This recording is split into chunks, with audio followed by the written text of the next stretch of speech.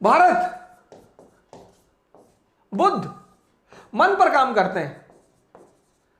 पश्चिम ने मन को समझना सिखाया, भारत ने मन को जीतना।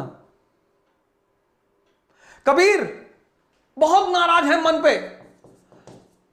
कबीर को अगर आप सुने, बहुत नाराज है मन पे, बहुत नाराज। तू है रंडी फिरे भिहंडी, मन को कहते हैं।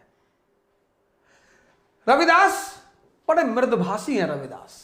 रविदास कहते हैं मन चंगा तो कटौती में गंगा।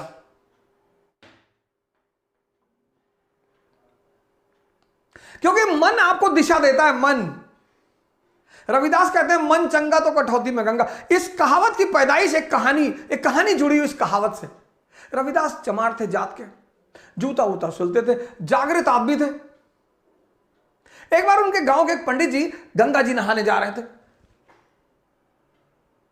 तो जब रविदास की कुटिया के सामने से गुजरे तो रविदास ने पूछा कि प्रभु काशी? बोले हाँ, काशी जा रहा हूं गंगा मैया का स्नान करने। अरे बोले प्रभु हमारा भी एक काम कर दीजिए। हाँ पंडित जी ने कहा बताओ। बोले प्रभु हमारी तरफ से ये 1 रुपया गंगा मैया को चढ़ा दीजिएगा। हाँ बोले फेंक दो। फेंक दिया। पंडित जी ने उस पर गंगा जल डाला, रुपया शुद्ध हो गया। वही गंगा जल रविदास पे भी डाल देते, वो भी शुद्ध हो जाता, जब उस गंगा जल में इतनी ताकत है। पंडित जी, रविदास ने कहा पंडित जी एक बात और सुन लीजिए। बोले हाँ बताइए। बोले जब आप 1 रुपया गंगा मैया को चढ़ाइएगा तो उनसे कहिएगा कि रविदास ने एक जोड़ा कंगन मांगा है। बोले गंगा मैया से? बोले हाँ। बोले अच्छा। पंडित जी गए, गंगा नहाए वहाए, नहा वहा के पंडित जी को याद आया कि यार रविदास ने 1 रुपया दिया था और कहा था गंगा मैया से हमारे लिए कंगन मांग लीजिएगा। तो पंडित जी ने 1 रुपया निकाला, गंगा मैया पे चढ़ा दिया उस पानी में और कहा कि मां रविदास ने कंगन मांगा 1 जोड़ा। गंगा मैया अवतरित हुई, बोली ये कंगन हमारे बेटे को दे देना। पंडित जी तो टेंशन में आ गए कि हम पूरी जिंदगी नहाए, माता जी आप हमसे मिलने कभी नहीं आई। अरे बोले जाओ बाद में बात करेंगे। पंडित जी सोने का कंगन देके कहे रविदास को क्या पता चलेगा। पंडित जी ने जाके काशी के राजा को वो सोने का कंगन दे दिया। तो राजा ने बड़ा गिफ्ट उफ्ट दिया, जमीन उमीन तोहफे में दी। पंडित जी लौट आए गांव। बोले पैसा चुमाड़ा चढ़ा दिए रविदास? बोले चढ़ा दिए। बोले कंगन? बोले वो कंगन गंगा में निकल के कंगन देती किसी को? रविदास ने कहा कोई बात नहीं बाबा जी, आप जो कह रहे सही कह रहे। बात आई गई हो गई। एक दिन क्या हुआ कि काशी के जो राजा थे उनकी पत्नी स्नान करने गई गंगा जी, उनका एक कंगन खो गया। आई बोली कि हमको यही कंगन दोबारा चाहिए और यही चाहिए। राजा साहब ने पंडित जी को बुलवाया, कहा ये दूसरा कंगन दिलाओ, यही जोड़ा यही। अब तो पंडित जी फंस गए, बड़े सुनारों के पास गए। अरे इसका ये मॉडल भैया हम ना बना पाएंगे, है ही नहीं। तब पंडित जी थक हार के आए और रविदास को सारी कहानी सुनाया, क्योंकि राजा ने कहा था पंडित जी 1 जोड़ा ला के दे दो नहीं तो फांसी चढ़ा देंगे। तब अंत में आए रविदास के पास कि भैया बचा लो नहीं तो जान चली जाएगी।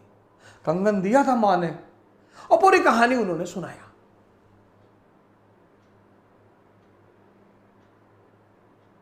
अरे रविदास ने कहा आप चिंता ना करो, राजा साहब को बुला लो, हम कंगन यहीं दे देंगे। कहीं यहीं? हाँ। बोले गंगा जी को हम यहीं बुला लेंगे। तो जो चमड़े का काम करते थे उनके पास कठौता होता था, उसी कठौते में वो चमड़े को भिगोते थे। तो राजा साहब, रानी साहिबा सब लोग आई कंगन लेने के लिए कि वो तो गंगा मां का कंगन है। सब आए देखने के लिए कि गंगा मां कंगन देंगी। बोले हाँ। तो रविदास की कुटिया पे आए तो रविदास खड़े हुए कठौते से हाथ जोड़ा, कहा मां 1 जोड़ा कंगन और दे दो। तो कठौते से गंगा जी निकल आई। वहीं पर यह मुहावरा बना, मन चंगा तो कठौती में गंगा। तुलसीदास ने कहा जाकी रही भावना जैसी।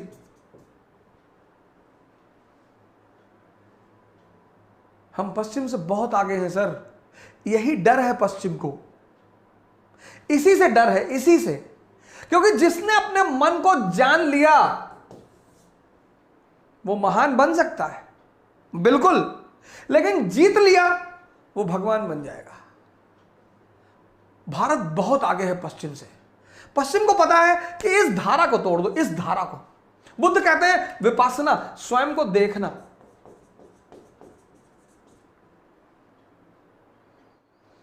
बुद्ध कहते हैं तुम क्यों ईश्वर के चक्कर में पड़े हो यार, तुम्हारी परेशानी तुम्हारे अंदर है। आनंद ने कहा कैसे?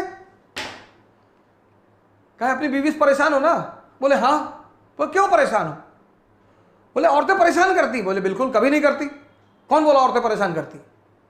तुम शादी करने गए थे 500 आदमी लेकर, शादी करने क्यों गए थे? सोचे थे मजा आएगा,